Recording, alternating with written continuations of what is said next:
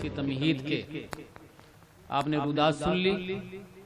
और माशाअल्लाह हमारे ऐसे ऐसे अकाबिर उलमा हैं जो कहाँ कहाँ किस तरह से खिदमत अंजाम दे रहे हैं और इत्तिहाद व यकजहती का पैगाम दे रहे हैं और दावत दे रहे हैं। हमें अंदाज़ा नहीं होगा, मैं यहाँ बैठ करके अंदाज़ा नहीं, हमें इनकी कद्र करनी चाहिए। अब मैं बगैर देर से तारुफ हो रहा है, हमारे बाबा जी भीमराव अंबेडकर जी के पोते और उनकी यादगार जनाब श्री आनंद राज साहब बानी, वो राष्ट्रीय अध्यक्ष सेना रिपब्लिकन सेना पार्टी, वो तशरीफ रखते हैं, वो तशरीफ ला रहे हैं और अपने ख्यालात का इज़हार कर रहे हैं। जय भीम, सलाम वालेकुम। आज के इस राष्ट्रीय एकता सम्मेलन के सदर कारी जुबेर अहमद साहब और जिन्होंने ये कार्यक्रम अरेंज किया, वो तहफ़्फ़ुज़ सुन्नत व आज़मत साहब का कमेटी, आप सभी यहाँ स्टेज पे मौजूद उलेमा,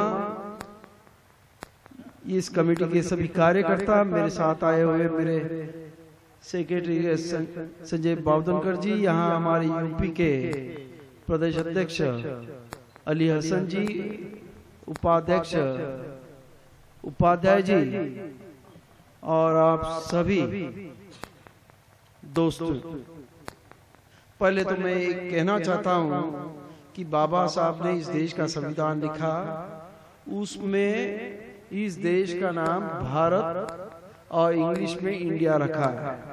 आप सभी लोग को मेरी विनती है कि इस देश को हिंदुस्तान मत बोलिए, क्योंकि इस देश में कुछ लोग ऐसे हैं कि ये देश को हिंदू राष्ट्र बनाने की साजिश कर रहे हैं।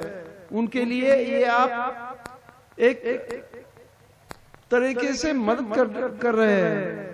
ये इस देश का कहाँ भी, हमारे कॉन्स्टिट्यूशन में कहाँ भी हिंदुस्तान करके उल्लेख नहीं है। तो आप सभी को मेरी दरख्वास्त है कि इसको भारत नहीं तो इंडिया, इसी नाम से इस मुल्क को पूरे वर्ल्ड में जाना जाता है। तो आप सभी इसी को इसी नाम से जानिएगा, नहीं तो आज यहाँ के जो हालात है, जो चाहते हैं कि हम इस देश को हिंदू राष्ट्र बनाएं, उनके लिए आप एक अच्छा सा मौका उनको दे रहे हैं, ऐसा मुझे लगता है। मैं आप सभी को विनती करना चाहता हूं कि आज इस देश की संविधान बहुत खतरे में है।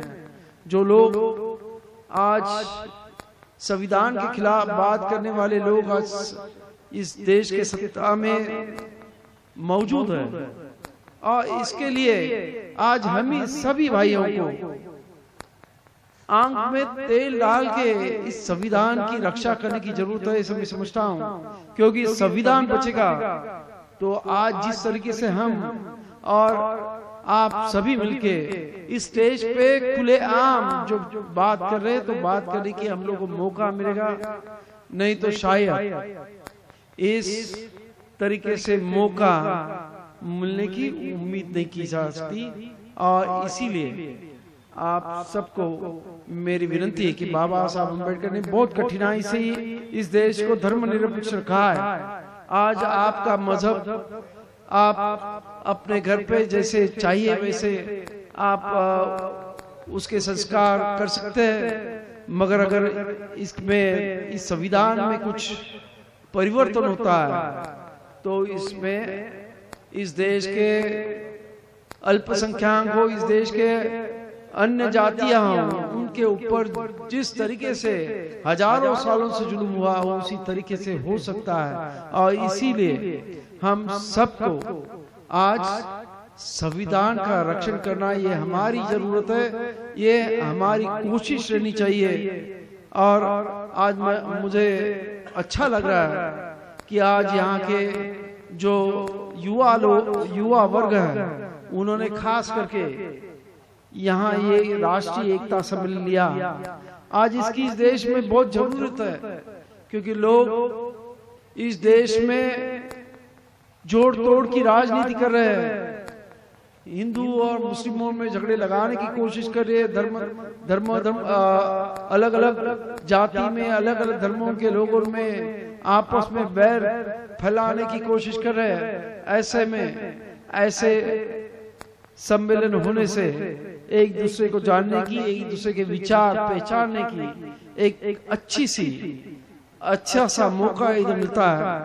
मैं जाते समय इतना ही कहूंगा कि यहाँ जनाब कारी अब्दुल वापिल साहब ने जो यहाँ उनकी अदाकारी पेश की, उसके लिए मैं उनको तहे दिल से शुक्रगुजार हूँ। और आप मुझे अभी वापस लखनऊ जाना है, इसके लिए आप सभी से अभी आपसे अलविदा लेता हूँ। सलाम वालेकुम, जय हिंद।